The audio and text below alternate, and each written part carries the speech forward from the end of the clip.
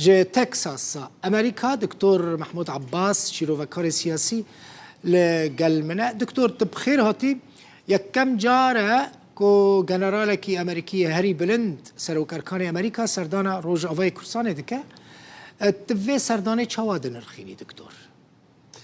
سلاو ريسكاك دلبخين اشترج بيناري دلارا از باور دكم ناما كجلكي فرها ناما يكي سر بنجها كأنه سروكي لشكري أمريكي جشتي وبنفسها دميدا بريا روجكي بربرس يعني بردفكي وزارة دربا يه بسروجلاتي روجاواي كردستاني جهوليري آخف نيكولاس جرينجر يعني تدميزين حردو آخف دكفنا ناما كده ناما واشيه ناما اولا دميزين بيشتي في يعني كارثه سر سوري ده يعرى تركي دهاتيه انه هناك دولتي عربه دولتي اوروبيج كي ريد وكن تكليا بريجيم بشار اسد دكن ود يعني ابنا ما هاتيه جرينكر انه بسياسه امريكا درباري ريجيم بشار اسد ناي غارتن ياد دوا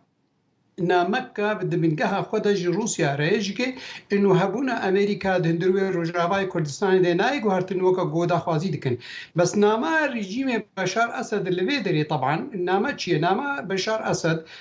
سيچار روابتي خياكر نا اولا دخوازيج ملطي سوري ربدي خياكر انه نغو امريكا نور بنا ريبا بريا خسر بترول نغرت وانا ايروجيانا ملطوي نها ندوي ويراني دمان وكا انه خود باريس جوي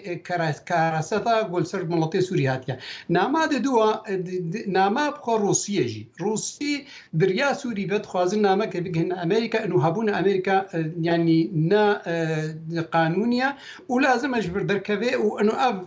يعني زوردستيا قصر ملطي كرن جبرغو امريكا من نفطاوي دزي دريا كردا بيادي ناما ايراني دردا اوجي يا ايراني يا تركي هردوجي قالك الفيديو خيايا يا تركي اولا خوازي بدي خويا كرن دريا ريجيمي وقتي قط نزيك بوني بيرت كي انه هبونا امريكا بيشغرتيا ويش ملطي كردرا ناكبي وطايد انه ازيك يعني زور يعني قلتي دجمنات يا خوش ملطي كردرا يا جري بريا خسر بتيبت ويكين ببي يا ايراني بتيبت خويايا انه يعني شرعي وينا بتيبت هرتم وبدوام ببي تجي امريكا وابنا دخازي وقف شارك بردسر امريكا دوي گفتگوی گوته کرنجبوني يعني جبوني بامبا بس يا هاري جرينج دفردا از باوردكم هاتنا بي يعني سروكي لشكري امريكي وبتيبت اخفتنا بردفكي وزارتها دربا لهوليري هردو دكبي نامك قالكي جرينج دا انه بجرتيا مجري وبريا خسر روي بردوام ببي واف دستريش كرنا ايراني محارمي دا او كشنا شهر يعني لشكري امريكي دفردا وهناك بي وطايق انه امي شر خود جدا عش بكن يعني دا خوازيا خوشكي جوارتنا ريجيم بشار اسد ونزيك بون يعني شرم ذكرنا وانا نزيك بونا هناك دولتي عرب ريجيم يعني بله دكتور محمود يعني اف بهتر برپرسين عسكري دچن روج اوای کورسانه و تركيز دكن كو اوجبو شر الدجي داعش ل روج اوای کورسانه سوري دمني يعني لباكور روجلاتي فروات دمينن يعني تم مساجة كوان بياما كوان يا سياسي تنايا بهتر بالي بهتر دكشين سر مسألة شر الدجي ترور بطيبتي داعشي كاك بدلبوخين ابنات كذا وارك سياسي دبلوماسينا دولتي دا يعني وقتها صوبا مثلا او بردف كي وزارتها دربا يج هوليري اخفتو او خبر برسياري روجاواي كردستان بالي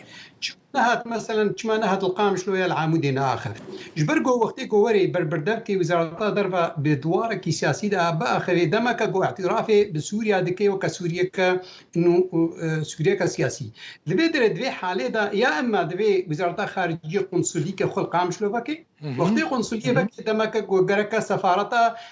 او قنصليه بغريداي بسفارتها كيبا او سفارتها امريكا غركا الشامي فكري وقتي سفارتها امريكا الشامي فكري دمك سفارتها سوري الامريكا جي فكري او دور پیش کرنامه دیگه اکونومی سر سوری گرگ به هلندن افت مام کبه وارکی دیپلماسی دا سیاسی دا اوه گاوینا بس نا کبه وطاید مثلا یکی وک بردف کی وزارت خارجیه جولری به سر روجاوای کردستان آخره و خوشک چار خالی سالي جرينجي جبوني سوري داخل باشا دكتور مثلا تزانيش بو من دبلوماسية جيرنا خوازي اوكي لا قريبه او لهي امريكا تي فارسن دبردا باشا او لهي ناكبي وطايا سياسي وقرك بيسكن دكتور مثلا باشا يعني الجورك واش تفهم كم كارتك قالك جرينج دست كردان ده هي هسه مثلا شر الدجي داعش هي امريكي هردمه دبيجن اشكالات بيجن كو هف بيمان وانين سركه دشر الدجي داعش ده كردن هزن سوريا ديمقراطيك كرد جاوا دكارن دواري سياسي ده وكرت خويا هف بيمانيه لقال امريكا بكار بينن براسي ابنا برسكا قالكي جرينجا يعني يك جي جركا يعني تكليه واناي هرتمي تشب قنصليه امريكي دربرابين يا تشي دهندرو امريكا بخود الفيدي مثلا بردفكي وزاره الريفابريا زانم يعني بردفكا يا وزاره الريفابريا خسر بنادي مسدي طبعا داخلي خوشكاسينا محمد يعني كاركي خوشك كي دواري دبلوماسيه السياسيه كاردكي الفيدي قال لك تكليه بنا وزاره الضربه هنا تكليه بنا يعني حتى كونغرس رهنا تكليه بنا جاركي دو ازانم قلت تكليه بنا هناك بسياري كوشكا سفير هابون ارد كبي واركي سياسي ده يعني بس الفيدي خالك براسي اخفتن يعني كيف راها حرتمج كي ريفابريا خسر تخويا كرين وكا باشكي ريفابريا اشتفقرا كردي نحم تفقرا كرديه ام هيفيت كنقولوا انه ريفابريا خسر جركا استا خوي سياسي فراه بكي استا بارتي كتاني يعني جركا ببي بربرسياري تفقرا كردي تمامي راس بنابي ملتي كرد اخوي بس يعني امريكي خوشك تزاني دواري سياسي ده انه نحم تفقرا كردي تيدا آماده دوی هذا بلکه گاوا کا پیوست به بهتر باندو راوینا یا گران بونا وینا جم امریکا اوروپیا بخویا کرن یعنی استخوازم بیجم انه نافخوی امریکا کرد چه قاسی نافخویا خو خرد بکن نزیک بونا که چه بکن برناکو کی هبناکو کی سیاسی بس چه قاسی زیاده بکن والقاسی گران بونا وانا جم امریکا وجم اوروبیا هيا يعني نها ميزنا افناد از بهوردكم ولو بنابكي لشكريه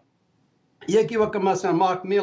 ميلي سروكي قال لك جيران سرنا دولتي سر يعني سر هذا امريكا دنيا تمامي خويا انسانيها بي وري